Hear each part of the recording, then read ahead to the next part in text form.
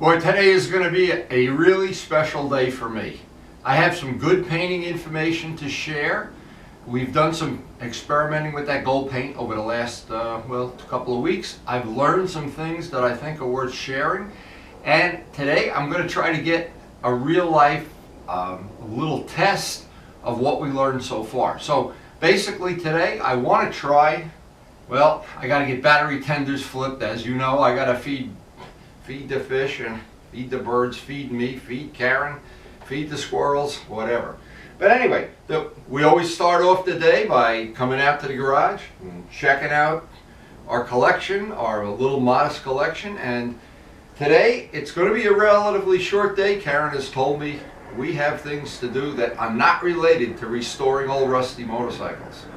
And she always gets the final vote. And because I always prioritize what Karen has to do, the way this day is going to play out, I'm going to have a bunch of errands to do before I even get down to the shop. But once I get them all done, I basically have the last couple hours of the day, and I do want to share some of that information. I think that information is really good. So what I'm going to try to do is get out, get everything done, and then have another cup of coffee and get back to the shop. Now it's funny, Karen really does like me being involved in motorcycle restoration a lot more than model aviation, because when we were doing model airplanes, we were on the road, we were in Brazil, we were in England, we were all over the place, and Muncie, Indiana every other weekend. So there's no traveling with this. The only travel is go out on a open road, and it seems to work well for our family life. It seems to work well having these old bikes, keeping me busy, keeping me around the house, and keeping me busy is the big word. Now there are a few more details to take care of on this. The calipers are one thing. There's some sub-assemblies to do, but I wanted to share that painting information. I think that painting information is so significant. And even if you're not a painter, I think this information, because I've only learned it in the last couple of months since doing this gold paint with the Amazon pigment, but I think it's something everybody could use. It's useful information. Last night, just before I went to bed, they said it's going to rain all day and maybe change to snow. Well, it's still really cold. It's below freezing, but the sun is out. First thing I want to do this morning, as always, what else could be more important? Oogling. Boy, this dried out in the garage last night. I brought it in this morning early, before I even woke up. I think I was out in the garage because I wanted to see how it looked. It looks absolutely perfect, and it's an exact match to the other wheel. When you put them both out in the daylight, it couldn't be any better. And I'm going to share that information somewhere on this video. But in the meantime, what I have to start thinking about is the gas tank, of course. That's going to be part of this. I also have another thing that I have some sub-assemblies to work on, and I have that lettering. But here's one of the things, and I didn't think this would be an issue, but it is. When I laid out the middle of the hub, I did not realize that this edge of the hub you still see. So what I need to do sometime today, and it'll be a 2-minute job, I can show it in real life, I need to backmask this somehow and just reshoot this small area here, because I don't want to see that. And I put the fork up here to see, and you do see an edge of it. It's a tiny detail. It's the kind of little details most people would just say, nobody will see that. The problem is, I see it. And no matter what angle you look at this from, I just think those wheels, they are going to be the focal point of the motorcycle, for sure. But anyway, before I get started, and go get the mail, of course, I need to go have a cup of coffee. Not much happens in the morning until I put the nitromethane in the fuel. A little bit of that flavored I call it windy cream. And not much good happens until those birds get fed. If they don't get fed, nothing gets done. Now, I got a package of stuff from Ray Straub today. Ray, of course, and I have been friends since the 60s. And I had asked him to, I want to explain. Years ago, I used to make DVDs, not put things on YouTube. And so, guess what this is? This is I made these DVDs for Ray, for Tim, and I had made him a muffler I didn't make it, I fixed a muffler that broke in half for his SV650. Here we got the trip to Brazil, Millville, some track days, more track days. Oh, I don't know. These now there might be some cool stuff on here. I'm not sure. I'm gonna have to look at these in my spare time. There's a Monticello and Pocono, Ray Straub. Anyway, what this will be good for is when Jim Clark. We don't see Jim Clark anymore. He had a TZ250, and we went with him to Millville a couple of times. So anyway, these are track day at Pocono. These are nostalgic things, and I see there's two of them. So let's see what the other one is, because I had also restored. It was my original race bike, a 350 Yamaha, one of them anyway, that I bought new, and it has a great history for me of being an AMAR bike for many years. And Ray has had custody of it. I sold it to him. I got to ride it in '09. Let's see what these are. Daytona, when I went to Daytona. Whoa, that's great. Okay, now these are the ones I was looking for. When I restored the bike for Ray, I did all the restoration and made videos of it. This is disc 6. So there's stuff on here. I made the seat for the bike. There's probably some stuff on here that'll be the Daytona again. I'm going to have to look at these one by one and maybe plug in some stuff at the end. We used to ride with a guy named Patch and Mario. Wow, this is going to be a lot of nostalgia in here. And I see there's some stuff here that well, we did a lot of fun stuff back then. But well, here's the point. The whole point of everything is these are things, if you know, you just can't buy them in a store. This is actually my life on DVD. And some of the things, they'll be fun to plug in at the end of the video. I've got to get with John and figure out how to convert some of this. This is all, to me, this is not valuable stuff. It's priceless. But there's even something more priceless than that. And I mean, this is priceless. You couldn't buy this if you were Valentino Rossi. I want to go back to the late 60s or the 70s. And I was riding all two-stroke bikes. I was a big two-stroke guy. I had the absolute first H1 that was in our area, and the first H2, the blue one.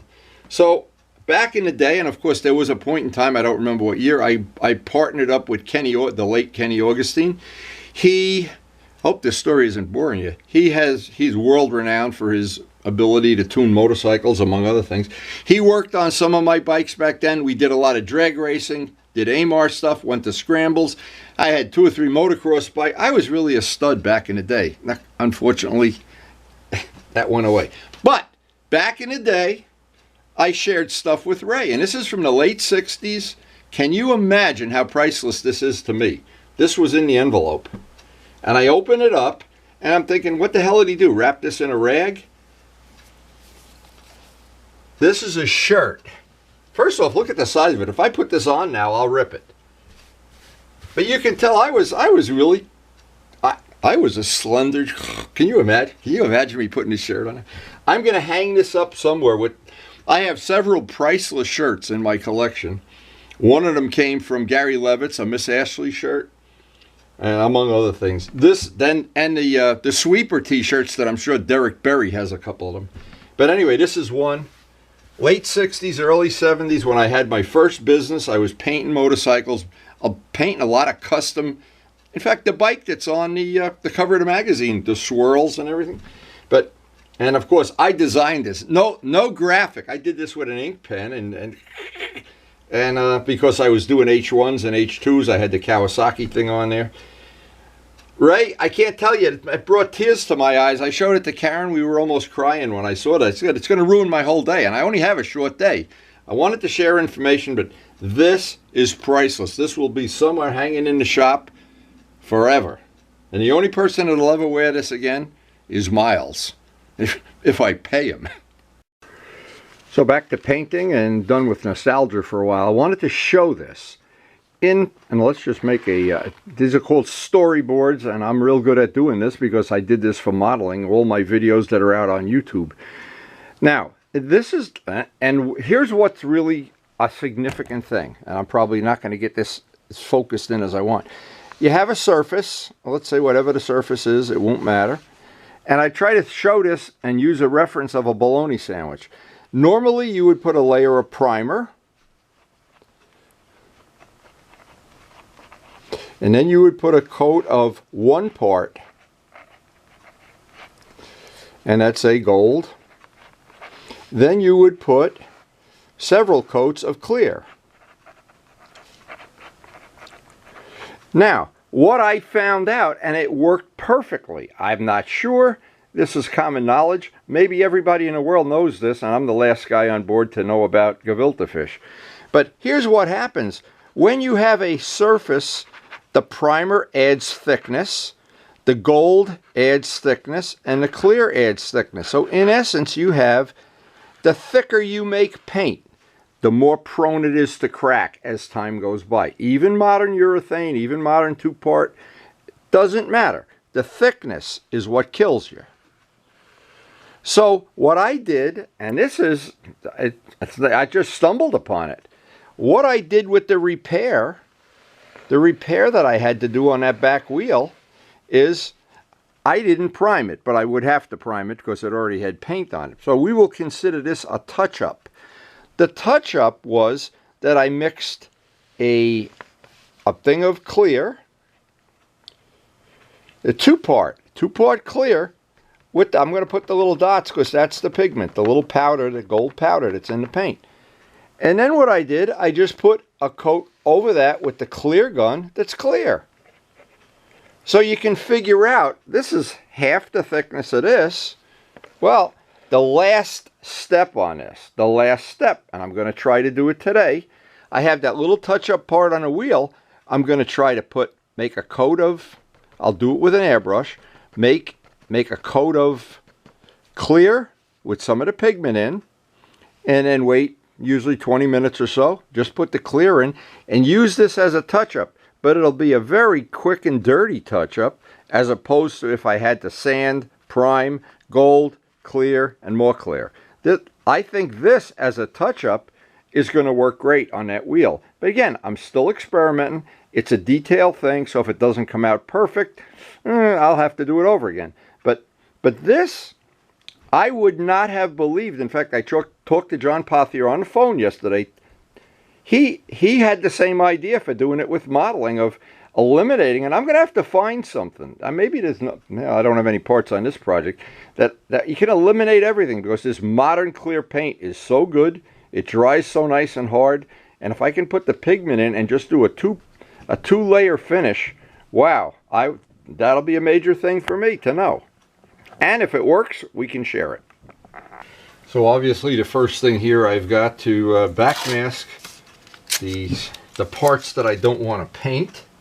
Should be relatively simple. I don't know exactly how I want to do this, but I thought this little piece was not going to show because I looked at the fork and it looked like the fork was going to cover it. But when I put it back together, I did a little prototype thing to try to see how it was going to look, and I didn't like it at all. So, but there's a lesson there too. Never be satisfied with anything you can make better, because if you can make it better, you should. All right, I got one side.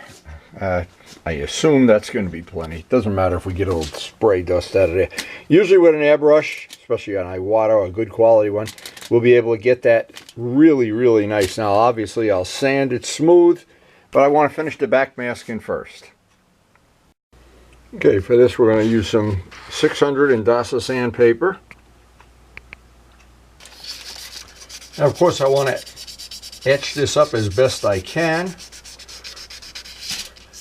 and make it smooth. I'd like not to see where this ends. It's not critical, though. This is not one of those things that it's going to be a deal breaker, but I just think it'll be a little bit nicer, just a little bit, if, in this case, if we can just make this not a rough edge and not that it changes color from gold to black. And again, it's just a little detail, and I'm sure people don't care about. Ride the bike, stop being a baby. I can hear it now. But it still is winter, and we're still working on details. Now the last step here is I got a little prep wall, just a drop on a Q-tip to clean that up.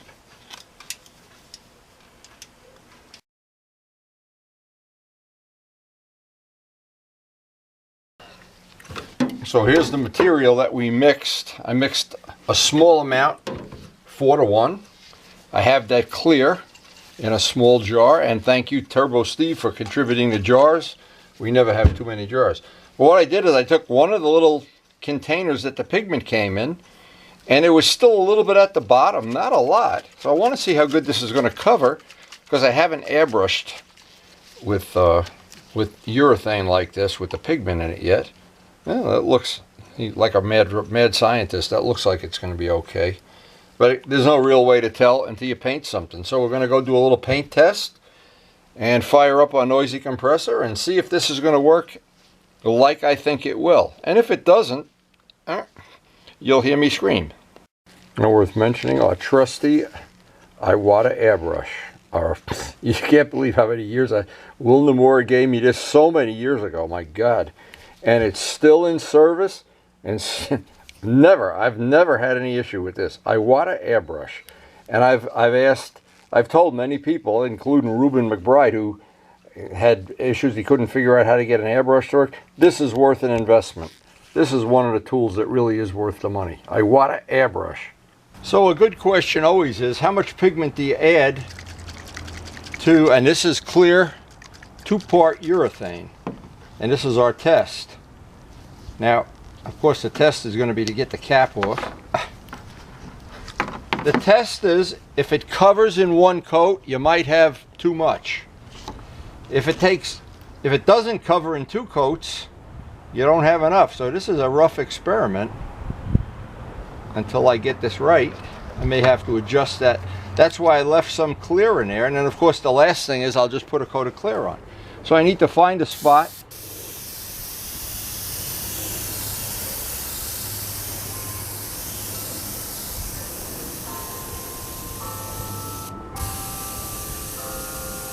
To be honest, it looks pretty close.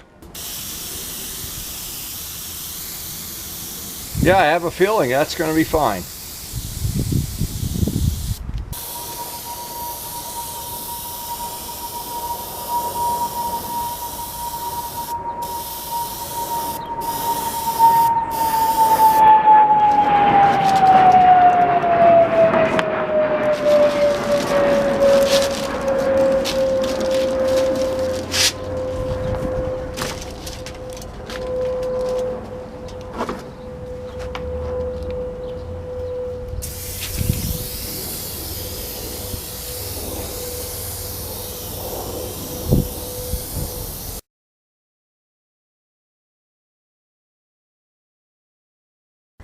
Now it looks just about like what I want. I want it not to exactly cover in 1 coat and cover in 2. And once I get the coverage that I want, it'll be very easy. I'll take the gold out of the gun, the airbrush, put in the clear, put a coat of clear on, and put it away to dry. And that'll be one, and wait overnight to take that backmasking off.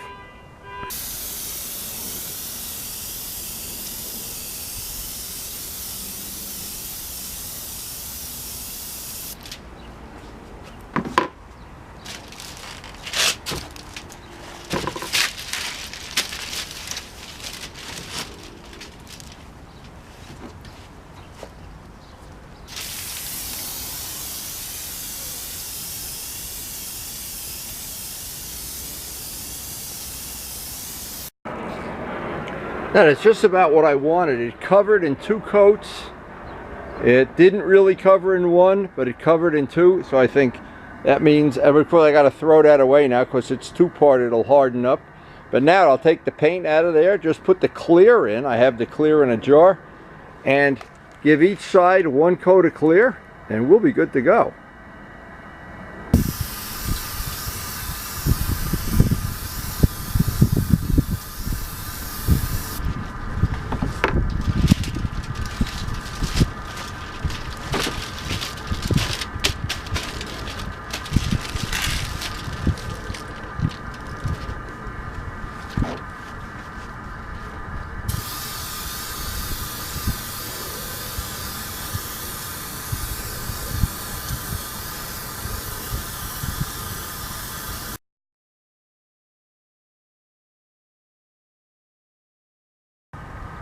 Well, that just looks like it went about as good as I could have ever expected it to go.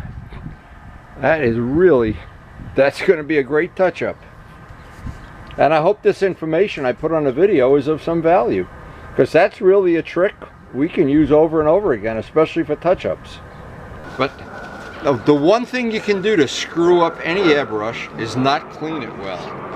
And there's a lot of ways to do it, but the one way that'll work, and boy, this worked out great. I hope that's information.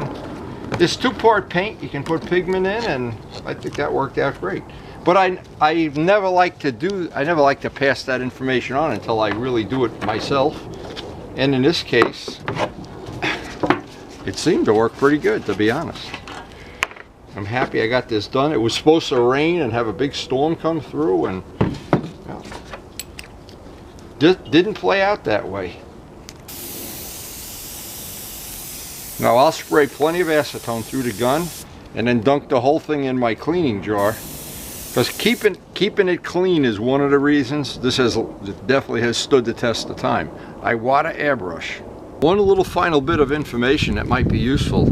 If you have an airbrush and you're going to spray clear, see, the only reason I could do this is because the gold that stays in the airbrush, I would be afraid if I was painting red to go paint this, because it always happens that there'll always be one little thing in the gun, and right at the very end, right where you're going to see it, the top of the tank. So if I were going to do anything other than gold, I wouldn't do this. But now when I'm done with this, I'll take the whole airbrush apart and soak it and clean it, because actually I'm going to do the gold on the tank. So, but at the end of all the gold, I want this airbrush to be, I only have one. I want this, there's almost no reason to have two when they're so reliable. But then to take it all apart, and maybe I'll show that on video, how to take it apart. It is very easy. Clean it and put it back together. Well, the repair went, touch up, whatever you want to call it, went better than I could have ever expected. It's going to sit here overnight and dry, and we'll pull a back masking tomorrow. And Ray, if you only knew how much I appreciate that shirt. That is, what, see, the thing you don't see on the video, back in the day, and Ray will remember this, back in the day when we all had RD 350s and 2-stroke Kawasaki's, every traffic light was a drag race. And it didn't matter how big your bike was, or it was like, just get ahead of the traffic.